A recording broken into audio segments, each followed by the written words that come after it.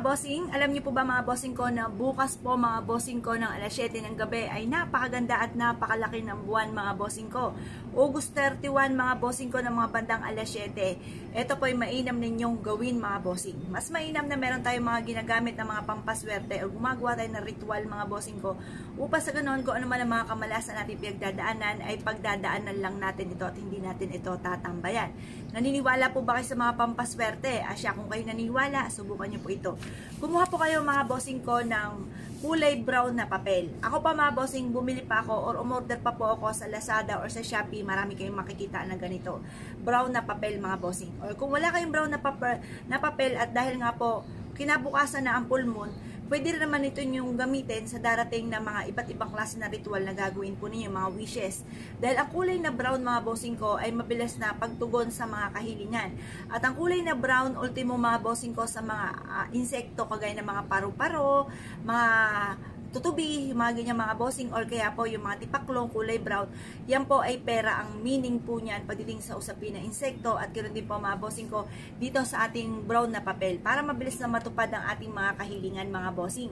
At gagawin po ninyo kung halimbawa dahil late na po ito kung kayo order pa, pumili po kayo dyan ng mga paper bag po ninyo na ginamit nung kayo ay namili at pwede nyo rin itong guntingin at inang gamitin po ninyo na papel sa ating mga kahilingan. Pero kung wala naman po mga bossing ko na paper bag po kayo, pero may mabibili kayo dyan sa mga nagtitinda ng mga plastic. Pero kung ayaw po ninyo, maaabala ka pa kahit anong klase ng papel na malinis ang inyo pong gagamitin.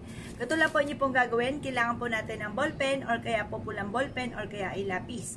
Ngayon, magwi-wish po tayo muna dito. Pero ang una nating isusulat dito, kung ano yung problema nyo pinagdadaanan. Halimbawa, problema po ninyo ay pera. Laging lubog sa pagkakautang, laging walang pera, at kayo po ay pahirapan para kumita ng pera, hindi ka matanggap sa trabaho. Kung ano po yung kahilingan ninyo, i-wish po dito. Halimbawa, ako ay, halimbawa sabi nyo, ako ay lubog sa pagkakautang at ako ay tulungan na makabayad kagad sa akin pagkakautang bukod sa aking sipag at tiyaga at pananalig sa mahal na Panginoon na mawala na yung aking mga pagkakautang. Yung mga sasabihin nyo dito yung mawala na or masolusyonan na ang problema ninyo. Halimbawa nga po, yung pinaka-worst, utang. Or kaya po, laging pahirapan para magkaroon ng pera. Or kaya laging talo sa inyong tinatayaan. Yung gano'n mga bossing.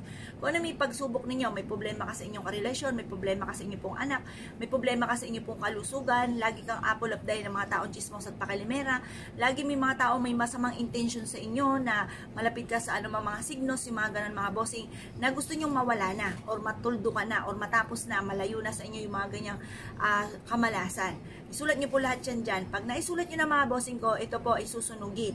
Pagkatapos na sunugin, hayaan nyo siya na pawirin ng hangin at huwag nyo po siyang tatambuin kinabukasan. Hayaan siyang kusang mawala po doon. Kasi yun po ay makakatulong para masolusyonan kaagad kung ano man yung problema ninyo mga bossing. O tapos, pagtapos po niyan, humarap ka sa gawing silangan nga po habang sinusulat nyo po yun, habang sinusunog nyo po siya, at pagtapos magsulat ka naman ng mga wishes ninyo na walang gamit na sana. Halimbawa, magkaroon ako ng 1 bilyon. Ganun po mga bossing.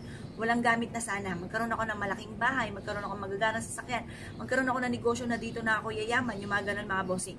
At pagkatapos ay tutupiin niyo po ninyo at ipatungan niyo po ito ng bato. Yung bato na nagmula dyan sa bakuran po ninyo. Pagkatapos kinabukasan ng alas 8 ng umaga, kunin at iipit nyo po ito sa inyo pong altar.